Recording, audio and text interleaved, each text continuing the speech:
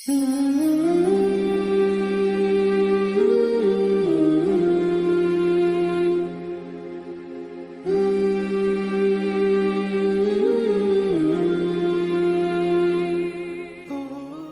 باری تعالیٰ ہے، کیا تم نے ان لوگوں کو نہیں دیکھا جن سے مکی زندگی میں کہا جاتا تھا کہ اپنے ہاتھ روک کر رکھو اور نماز قائم کیے جاؤ اور زکوٰۃ دیتے رہو؟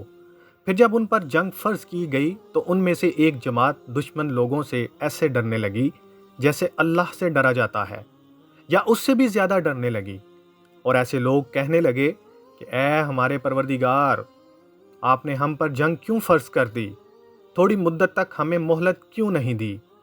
کہہ دو کہ دنیا کا فائدہ تو تھوڑا سا ہے، اور جو شخص تقوی اختیار کرے اس کے لیے آخرت کہیں زیادہ بہتر ہے، اور تم پر ایک تاگے کے برابر بھی ظلم نہیں ہوگا۔